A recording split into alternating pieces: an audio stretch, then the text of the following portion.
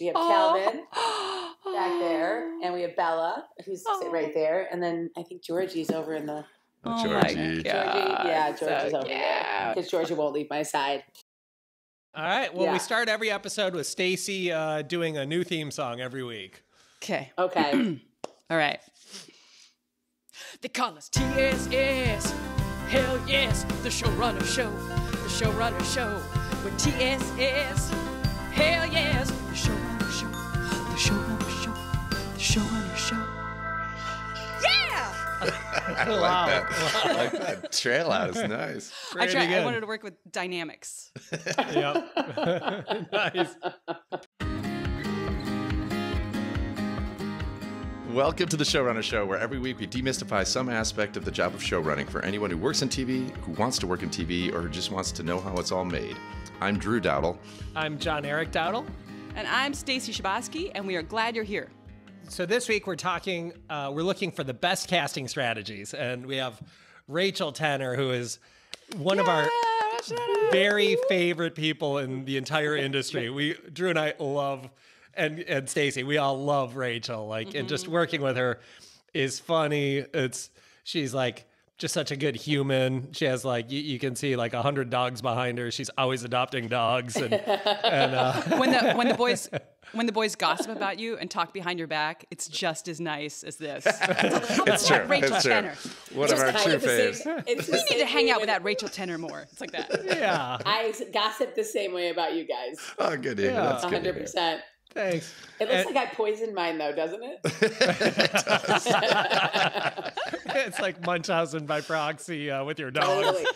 Oh, my God. I feel like I could be Munchausen by proxy, for sure. Exactly. Just like too much dog joint medicine. Yeah, I watched that special with, was it Patricia? Yeah, it was Patricia Arquette. And yeah. I was like, oh, I get it. I can do that. I can do that. Kind of open up the rescue and be like, yeah.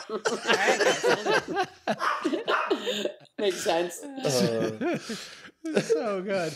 Well, and Rachel is one of the premier casting directors in the world. She works with the Coen brothers, George Clooney, Emmy Award winner, total badass. Rachel, what did you win Emmy Awards for? I've won. I won for Fargo. Yeah. And I've been nominated for. Got nominated for Fargo a few times, and then got nominated for Escape at Dannemora and Severance. Oh yeah, God, yes. Amazing. All amazing.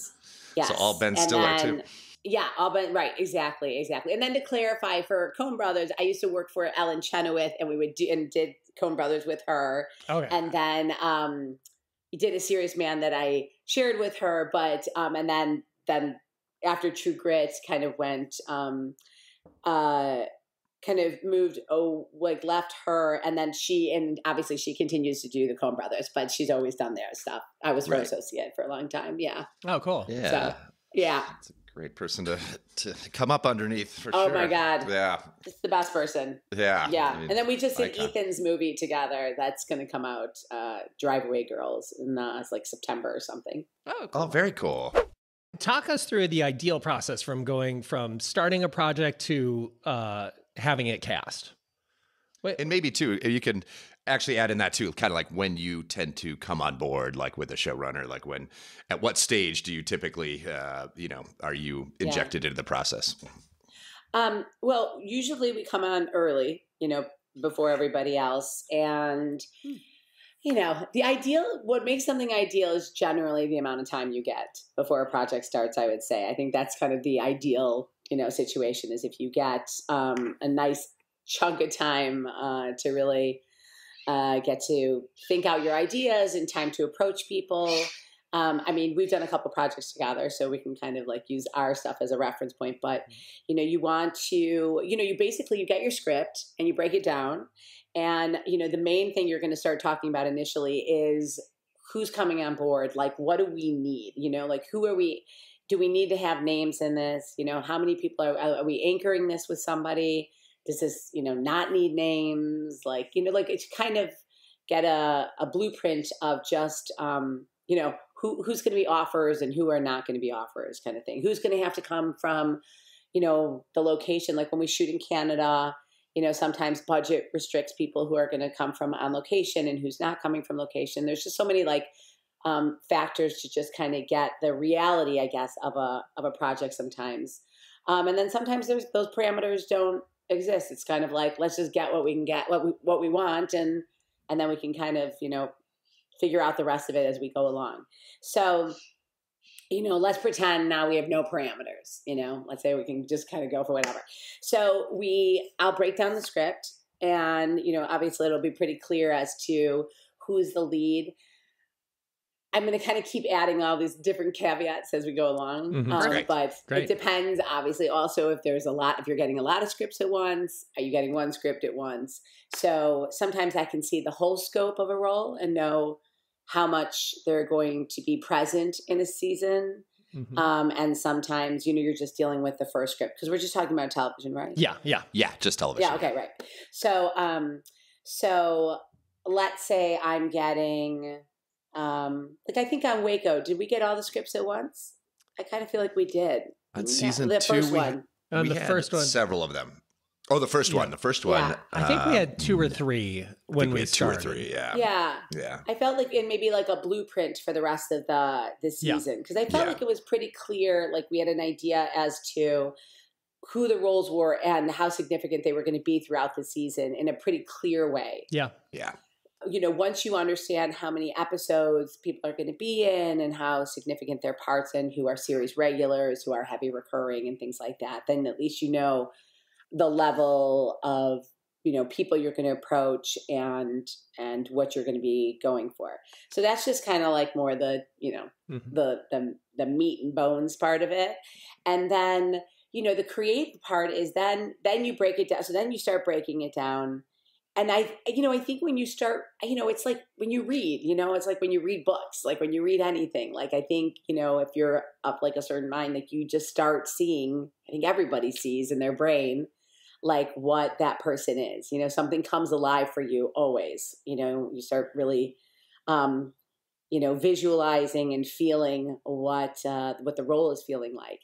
And then, a lot of times what I'll do is I'll sit down first and, make my first initial list. So I call it my vomit list, and I just I literally vomit out anything in my brain, even the dumbest ideas that I think are probably ridiculous, but I just want to get it out of my system. I'm sure maybe it's what you do when you write too, I don't write anymore. Yeah. So it's it's just kind of get it out. And then, because then I can go back and I can curate, you know what I mean? And I can start really shaping what, because when I go back, I can start honing in and really kind of starting to see, it's such a visceral reaction. You'll see a name and you'll be like, oh, it's like a sigh almost. Yeah. And you'll be like, okay. And you'll bold that name. You're like, okay, I know that person. And so maybe if you made a list of 50 people, maybe you'll have 10 or 15 that you'll have that real super strong reaction to. And those are your good 10, 15 that you feel or 10 maybe that you feel really great about. Then maybe you could have a 10 that you're like, okay, I love this idea. Maybe it's kind of more out of the box, or maybe it's not right.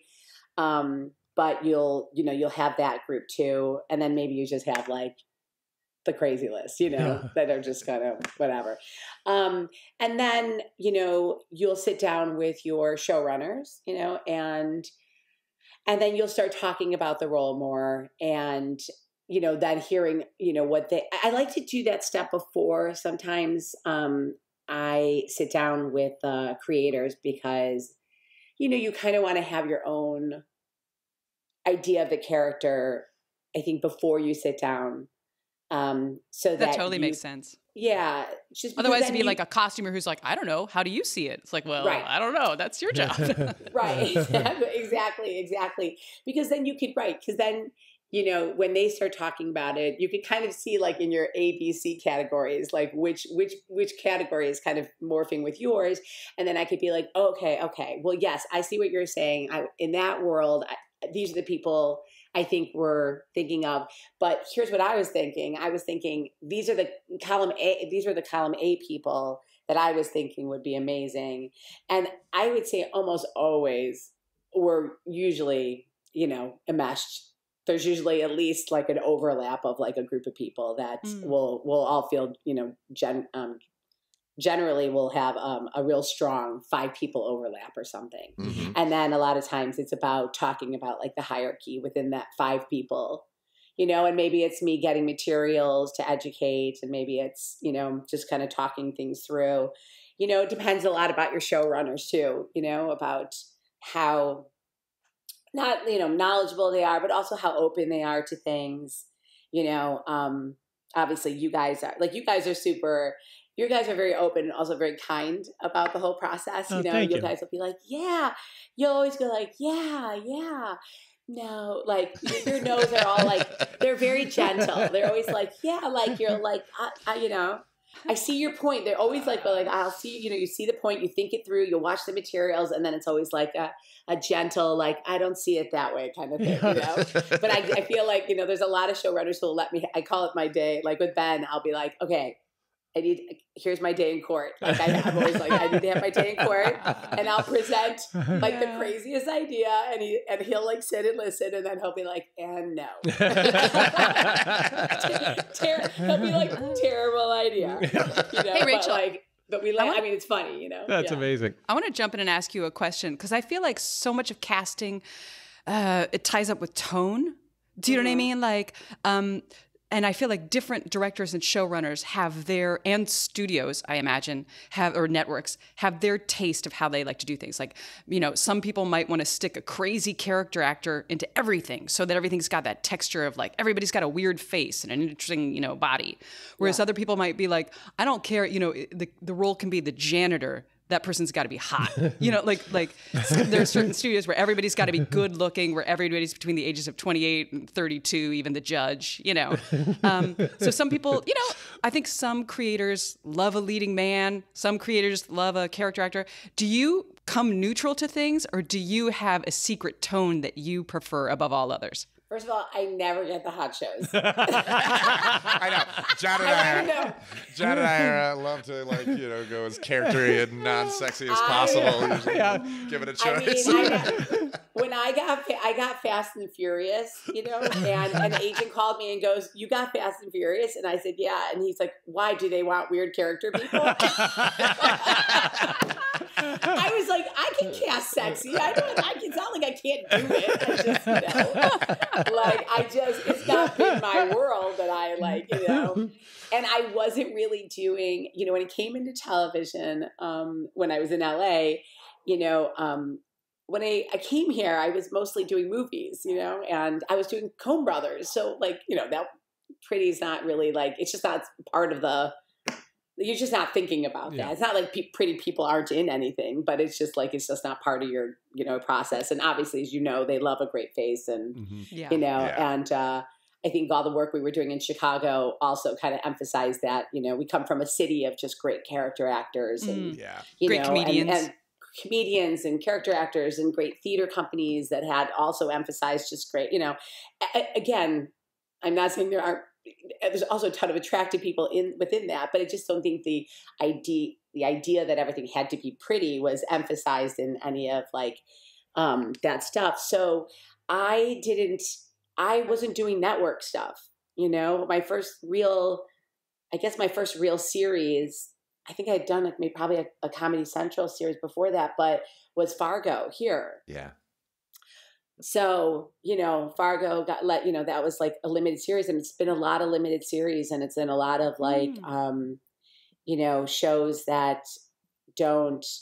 shows and movies that don't really it's just not the focal point. Yeah.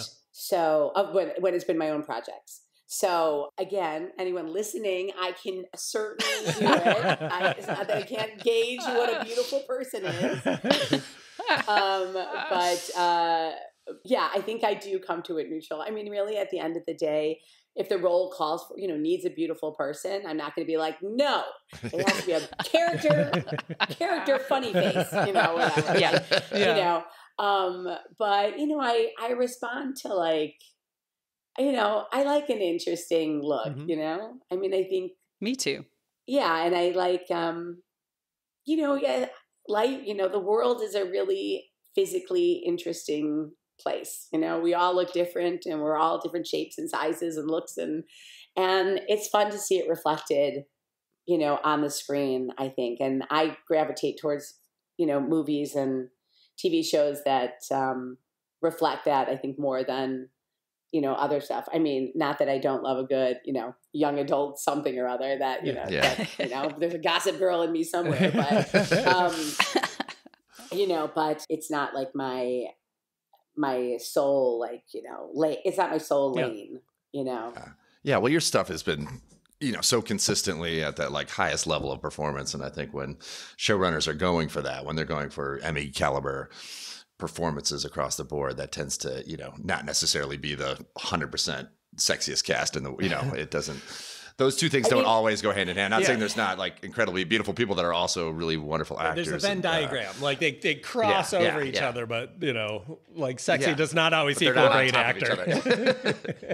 I guess the best thing to say is I don't think I've had showrunners. I don't remember. I'm sure there has been, but I don't remember having showrunners or networks or studios say that we can't hire someone because they're not pretty enough or someone needs to be hotter or something like that, unless the role, mandates that. Like if it's something plot driven and someone's not meeting that for a storyline reason, then maybe that's the reason. But I don't feel like we've had that many like conversations about that. Yeah. And I have one question, and there's the casting director role for us as showrunners. The casting director role is really obviously hugely important, but really unique in that, Rachel will have, once she comes on board, the studio network will have ideas that they'll sometimes, run through you and not through us. And, maybe John and Stacey and I will love an actor for a role, and we're just so passionate about it. And maybe the studio or network doesn't love that choice. So they'll kind of,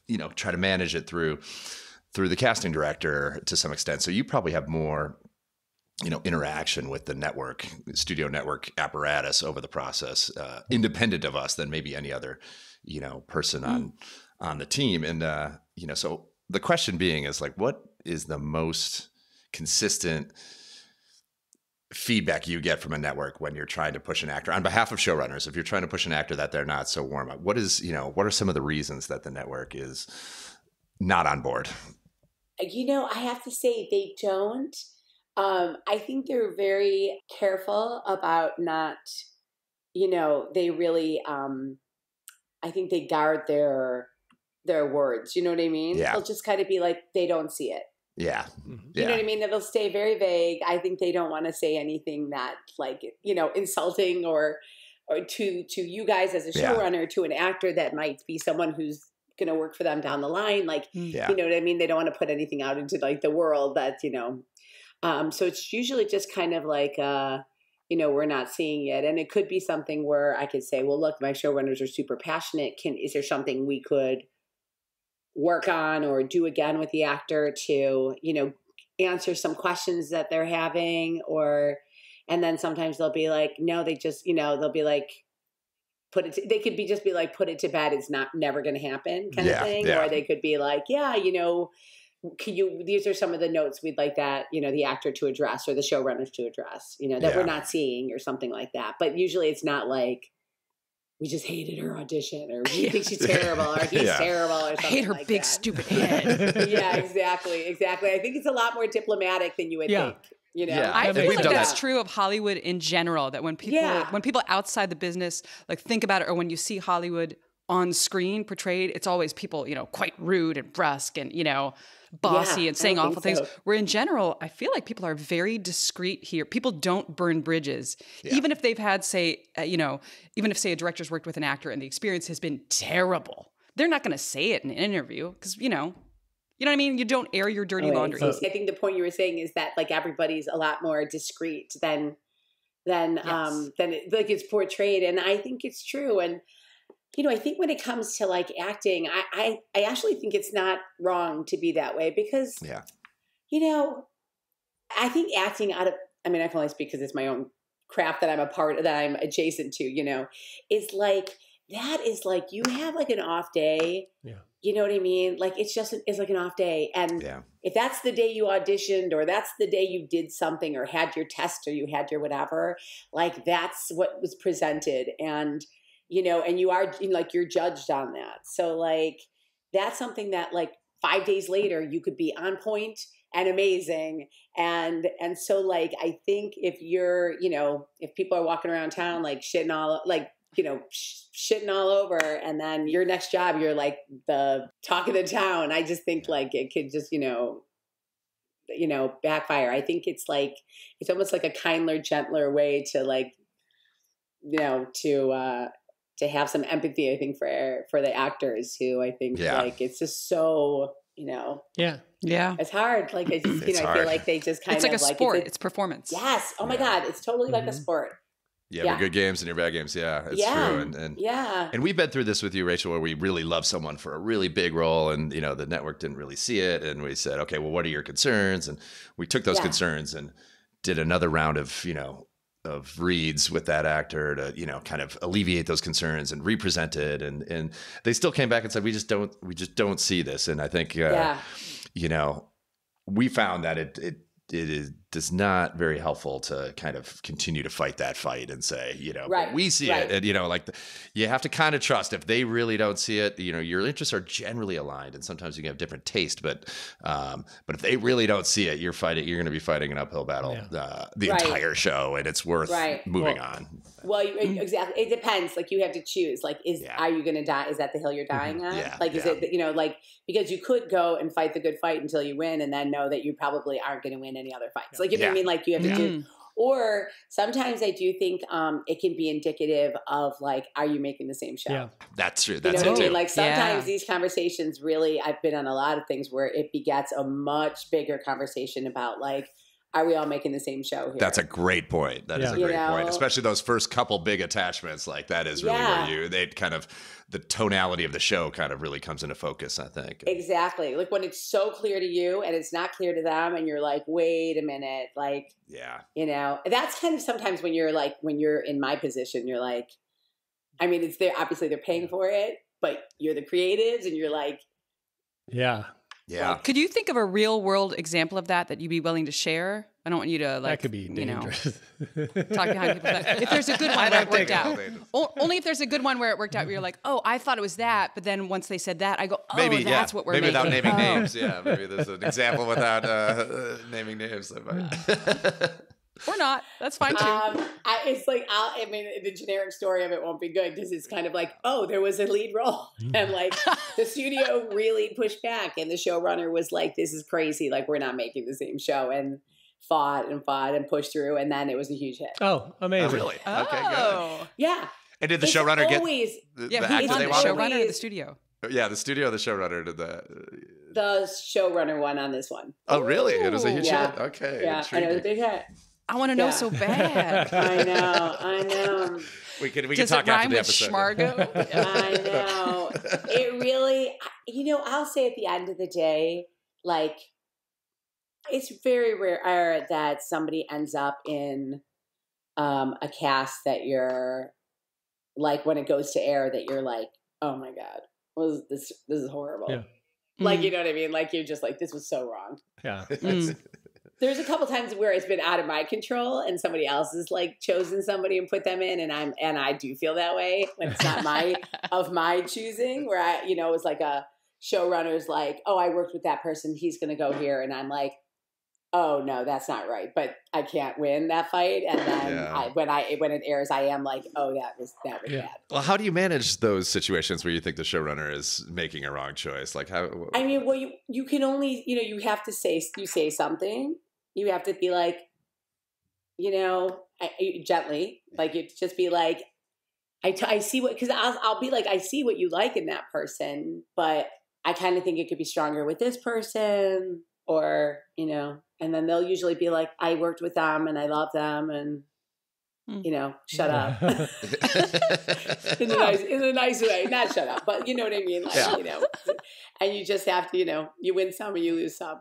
You don't win everybody. You don't win every fight, you know, but I think it's important that you just have to make sure, like, you make your point, you know. I'm sure it is like with I'm sure you interview all the other departments, and I'm sure everyone has the same kind of thing where you present and you want to have your point of view. And I think it's kind of like deciding like it's like you were talking about with the studio, like when is, like there's been times where a showrunner's been like, okay, enough. You know what I mean? Like, you got to stop. Yeah.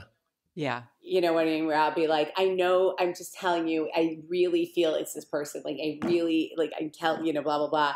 And they don't see it. And they're kind of like, you need to like shut it down. And I'll say to Rick, like, I have to stop. Like, I've gone, I went over too far. I went over the line. And, and then you just kind of have to like, Well, I feel like some of the casting choices that people give us the most credit for in our career have been people you've been like, seriously, look back at this person, like who are now big, huge, famous stars. You're like, look at this person closer because that person's amazing. And we know when you like, I got to say there are like, I feel like so many departments that are just trying to tell you what they think you want to hear. And then there's someone like, like you, Rachel, who will just say what you see. And that's so valuable that you're not trying to, I don't know, you're like, everyone can trust you because they know you're playing politics or whatever. You know what I mean? You're not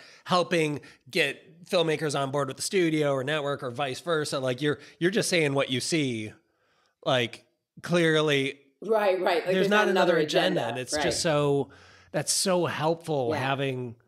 Well, I do make 30% of every actor's fees that we hire. It's a separate little income. It's a separate business we have on the side. By the way, side hustle. There's somebody listening to this being like, "Oh my God, I cannot believe she does that." That's not true. That's not true. Casting directors are horrible. I knew they make. Well, money I got to off say actors. too, there's casting directors. We've seen that you get the sense they don't really like actors. And then there's casting directors who you can tell love actors and just, I don't know, have a real soft spot. And you like, obviously, like you love actors, like, and that just, it's infectious. Like when you advocate for someone, it's like, this person's amazing. I saw them do this thing. And like, I know this is an outside of the box idea. Like I know nobody else would think of this person for this role, but I really think this would be something special and not the, sometimes there's like the character description in the script and it's nice. You come at it with not like, oh, it says tall, handsome, 6 feet tall, handsome with, brown hair. Like you tend to throw that out and like cast for the essence of a character versus the physical description that's sometimes in the script. Right. Yeah. Right. Yeah. I mean, I think I think that's probably like the most, fun, the fun part of casting is when, you're feeling it and you're excited and it makes you feel passionate about it. Like that's just like the part that gets you going. I'm sure I know all my casting director friends, feel the same way and operate the same way, with that same kind of excitement about finding people or pushing for people. And, I think what's so funny is I was thinking about doing this today and there was something, I don't know why this popped in my brain, but I always think it's funny, like how you'll remember like a performance from like 20 years ago. Like you saw them do one thing like 20 years ago and you're just like, you've decided that they are that actor. Yeah. Like, you might never have seen them again. And you're just like, listen, he should totally be this role. 25 years ago, he played this part on Grey's Anatomy and it was so amazing and, whatever. But like, and I think I'm sure like, I know like people I work like, we all do this because we'll all like reference these crazy like old references. Like I remember like I saw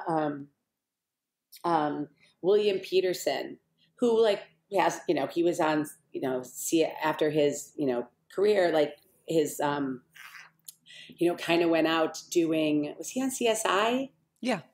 It was a Right? CSI, Wasn't that right? him? He was the first guy in CSI, wasn't he? Right. And he kind of took that One of those, out. something with like tweezers and pubic hair. I don't know which one. Right. But some sort of like, Right. And before we squirted that, the luminol. He had like he was like a feature actor, and he had like this whole thing. But I saw him doing Night of the Iguana at the Goodman Theater, like probably like 35 years ago with Cherry Jones in Chicago. Wow. And I'm like, I have, till this day, if there's like a leading man role, I'm like, Billy Peterson. How old is he? Wow. He hasn't acted in like 20. I mean, I don't even know if I haven't even looked to see if he's still been doing things or anything. I'm just like decided because I saw him do it like 35 years ago. Or 30. You might be too young for this. I don't know when it actually happened, but did you see Laurie Metcalf in Glass Menagerie? Yeah. Did you see that? I was reading about that in the New York Times. I didn't see it. I didn't live in Chicago. I was from Pittsburgh. Yeah. But they made it sound like that. Like anyone who saw that, and that was a while ago, just still it will always be in their brain. Yeah. Yeah. There's a few shows that, for sure. Yeah. That Night at the Iguana, I don't know what it was. It was just one of those shows that just got into my core, and I've never forgotten amazing. It. Yeah. I was like so good. Yeah, that show was amazing. Clockwork Orange was amazing with K. Todd Freeman and Steppenwolf was so good, and was just so like they were kind of marketing it. They were like out of the box theater, but it really was kind of out of the box theater. It was like really in your face theater, Steppenwolf, and it really was. It's amazing how much interaction we've had with the Chicago theater world in our career too, with you and Michael Shannon and Paul Dillon, and I feel like we've kind of cast out of that Chicago theater world. Shannon loves to, whenever we have openings, like who's playing this role? We don't have someone yet. Hey, have you thought about like Michael Shannon will always kind of be pitching, and it's always, people from the Chicago theater world that he's pushing. Yeah. Yeah. Talk about, Killer Joe was Killer Joe, oh my God. That was like when that original cast of Killer Joe with when Tracy, that was a really fun time. That was when I was. Tracy gave Mike his first job ever. Did that originate in Chicago? Yeah. Oh, cool. I didn't know that. Yeah, yeah. With Paul and Shannon, and it was so fun. So when I got to Chicago after college, and I was I got an internship at this company called Jane Brody Casting, and so it was a casting agency. And there was this girl there named Mickey Pascal who was also interning at a different part of the business. This woman had a husband who was doing some NPR thing, and so Mickey was came over and interned with me. And it was just kind of like the weird, I loved it. It just clicked right away. The first thing I got involved with was Hunsucker Proxy. They were doing it. So I was like, this job is the best. I got it. It clicked.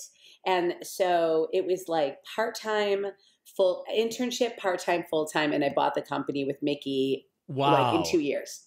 Wow. Because this woman just was ready to leave.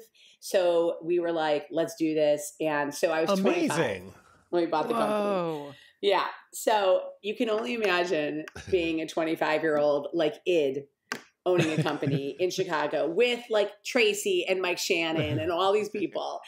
So people would come in, we would sit in the lobby smoking cigarettes with all the actors, just before they'd audition, we'd be out there smoking at our desk. We'd shut down from 12 to 1 to do crossword puzzles. Then we'd have you'd have to do the crossword puzzle. And then on Mondays, especially, you'd have to bring in your Sundays. And then we'd have euchre festivals from 4 to 5. Euchre, amazing. Oh my God, I know you guys know. I know it was euchre, yeah.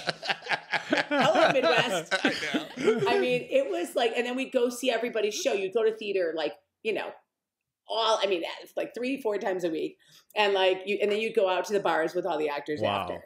So it's just so funny to think about, I think about, going out with Mike and all these people, to see after their shows and everything. And how it was so intimate and fun and everything. It's so different in LA.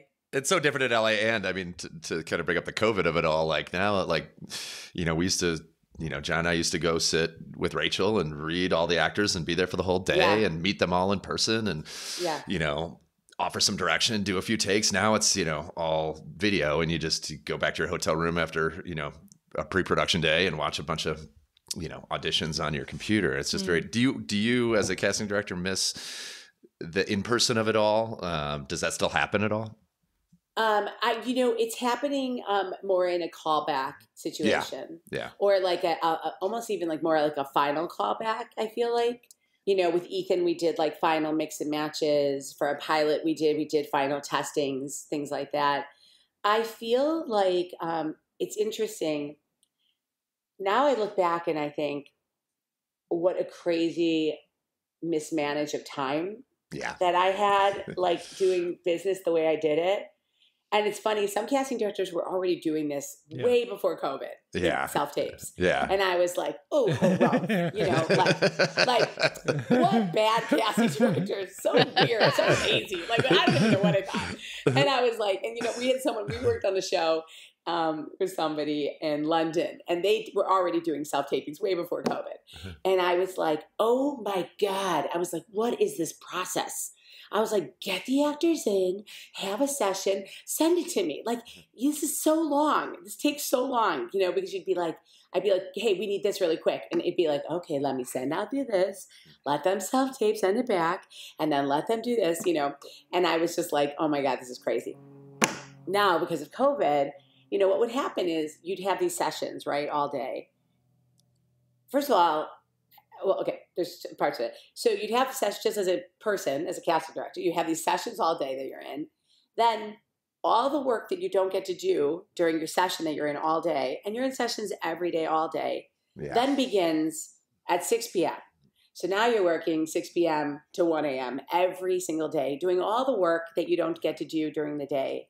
So your days are they're set like literally 17-hour days every day. Like they're just the days, they were just, and they were really hard days, really, really hard, and inefficient in the way that you're only limited to getting to see a certain number of people a day. Like, if you have a role working on Friday and you only get to see, 15 people, and then, it just kind of doesn't let you don't get to explore as much, to be honest, as you do now. Like now you get to be like, if someone calls you like, oh my God, I just signed this great guy. You're like, great. Yeah. Have him tape. Yeah. Like, you know what I mean? Like you get to try so many new people. Yeah. And because there's the time limits are the same, but you get to manage your time so much more efficiently. Yeah. And then you get to have the callbacks. So you get to do the next step with everybody and still have that in-person piece. Yeah. But you get to, just be able to really see more people and take a lot more chances than I feel like you got to initially. That is so interesting because I've only heard it from the actor point of view of I have some actor friends who are they're charming the way actors are. And they're like, I miss the small talk. I miss the chance to just connect and, and this sort of chit chat and, but to go, well, that might be fun, but it's not efficient. And I hadn't thought of that you'll get to see so many more people because you're not how have you been? How was your summer? Well, and actors can do 5 takes. You know what I mean? Like what you were saying earlier, some days you have an off day, but you could retape later that afternoon, the next morning. Like if you're not in the right emotional space as an actor, you could give yourself a vomit take where you try something crazy and watch it back and go oh, that's not quite right. Like you can try things too. If I was an actor, I would be self-tape all day long. Yeah. My God. To have the control, I can't. That would be my jam. That just like you said, because you don't get to do that in a room. You know what I mean? Like eventually you're going to get kicked out. Like you just don't get that much time. You can't. Like, you know what I mean? And then when people and then it's sometimes people don't show up and then you just took a spot that nobody got, that's an actor could have had. And, sometimes people are I think, I feel like actors, not, I'm not making mass generalizations, but sometimes someone would show up and be like, I'll just figure it out in the room. You know what I mean? Ooh. Instead of coming in with a choice. Yeah. And, and then that's a real long time. Yeah. That takes a lot of time in the room. You know what I mean? And I'm not saying sometimes that's not fun, the process of discovering it, but that's a lot of time. And again, that just takes away opportunities for other people too, and it's just hard. I mean, there's a lot of actors, you know, and this has allowed, I understand, I know how isolating it's been for actors to not be able to have the traditional opportunities that it used to be, but it's really given a lot of other people opportunities, the ones who aren't with big agencies and aren't, you know, so easily represented and, you know, a lot more marginalized, to have opportunities that they haven't before. And we've been able to meet so many more people. Yeah, and that's discover great. so many new people, and still, of course, see like, you know, the people that we love, you know? Yeah, and that's great. Yeah. And actors do, you know, and they make choices and they have fun. And, I was going to ask about choices. Do people, because that's one thing when you go into the room, you know, you come in with the choice, but you know you can get the feedback of like, no, do it more business-like, do it more, less with your mouth, Stacey. Your choice is wrong. Your choice is wrong. Stop doing this. You know. Do you find when people send in self-tapes, they're not going to get that? Does it go better when they make a bold choice, and it might be the wrong choice, but it's a bold choice, or is it better when somebody keeps it a little bit more neutral, classic choice? No, I feel like always make a choice. Always make a choice. Always Great. make a choice, I mean, look, I can only speak for my office. I feel like I could probably speak for at least my casting director friends, you know, because, you know, there's been a lot of casting drama, I feel like lately, like, you know, with really? Do tell. There was this whole thing about a casting company that advertised for actors to be able to rent their space to self-tape. Oh. You know, and I think the reality is it's a kind of like a separate part of the company. And I just don't think it was like the person who owns all of it, I don't think even probably knew that was being advertised. Like, it's just two separate companies under an umbrella. You know what I mean? Because there's like different, it's like they rent it out for theaters who need things, or podcasts, you know what I mean? Yeah. I think it's just a separate like taping facility part of it, but it triggered like a lot of stuff. And like people wrote the meanest things about casting. I was like, what?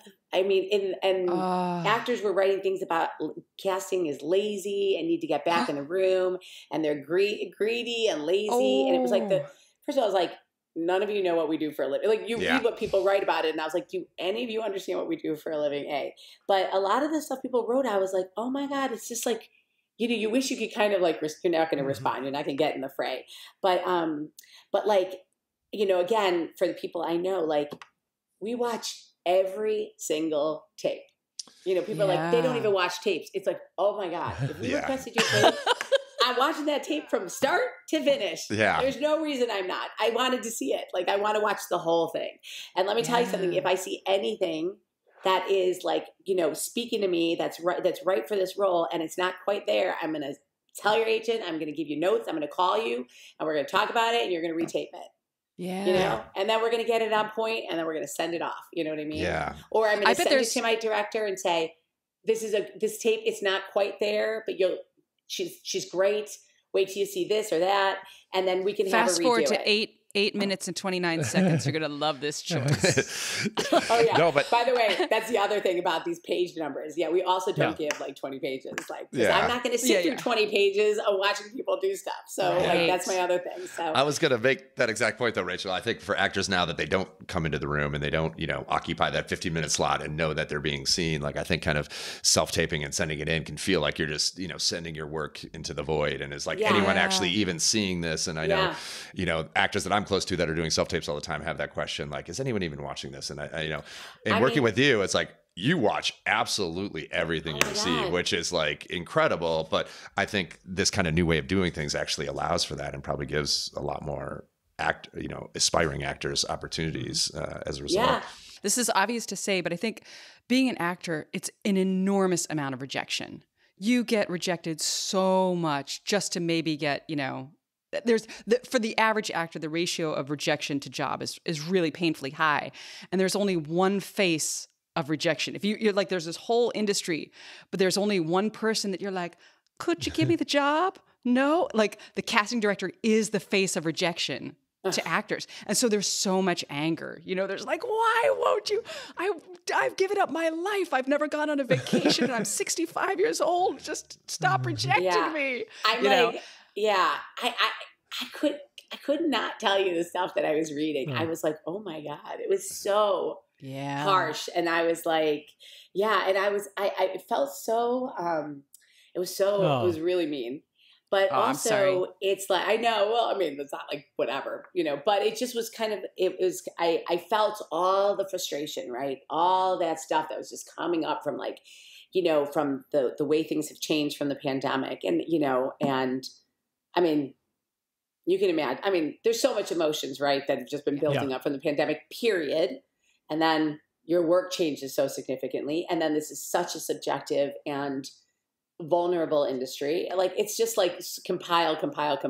And like what, everyone's, becomes a villain one way or another, I think at one point, Yeah. And so I kind of like, obviously there's part of me that understood it, but I just wanted to be like, we work every day, all weekends. Like I haven't taken I don't think I've taken a vacation in 7 years. You know what I mean? Like it's not, you know what I mean? You work all night. Yeah. Like it's. I also I'm not saying you're the face of rejection. Now I feel bad. It's like, no, I it's didn't. not. No, yeah, because you could even love the person and pass them through that you're actually watching all this stuff. That it's like they're getting rejected way down the line. No, I know. Trust me, I couldn't be an actor. I feel bad getting rejected in my own career. Like it's not like I get everything I want and get everything that you know what I mean? So it's like, it's, it doesn't feel good and I couldn't do it. I also can't act. So that's the other part of the story. But I'm not an actor. A lot of actors, I'm not an actor turned casting director. Yeah. So that wasn't my route. But I mean, any actor listening to this, should know that they really are like such a huge piece of our passion, They bring for you guys too, or like as a collective, they bring our stories to life, you know what I mean? And we're like, we get to be the piece to help that process, like blossom. I mean, I couldn't think of the word, but like, and it's so exciting. And it's so exciting when you find that person and it fits and then, we get to send them to, we send them to you and you see it and you're excited and then you make the deal and then they get it. And then you guys do your stuff and then you see it on the screen and it's amazing. And then if it goes on to even better glory and, reviews or awards, like, whatever, and then the careers go or whatever happens, it's like thrilling. It's thrilling. But, and so it's like, we really could not celebrate actors more. And I know the process is hard. And, I just can only speak for myself and people I know. It's like, we really do, we watch everything and, it's seen, and you advocate, like I can say from the other side that you advocate for actors in a way, with a passion and a love for the actor that, it's really inspiring. You seem so fond of them. Yeah. You'll say things like, you this person's them and you advocate for them like every day. And you're trying to see with every audition what makes that person right for the show versus I think, a prevailing mentality can kind of be like you're in the business of saying no to everybody until the one kind of makes it undeniable. But I feel like you have that kind of flip the script on that and kind of like, what about this person makes them good for this role? And like a matchmaker. When Rick and I, like, when we like watch a video, like if he sees something, I see something, we send it to each other. I mean, we are like, and it's like, we're excited. It's like, it just goes, it's like a loop. It's like we're like Rain Man. We're like, like over and over and over and over. And I literally have an audition from a movie so long ago and he didn't get it because they ended up giving it to like a name. But it was so funny that I just pull it up every once in a while and watch it just because he makes me laugh. It just makes me laugh. Oh. He came up with like an improv that was like the funniest thing. And this was from, oh my God, this had to be like 10 years ago. And I'll still watch it. Does he know that? Did you tell him that? No, I never told him that. It's so funny. I should tell him that.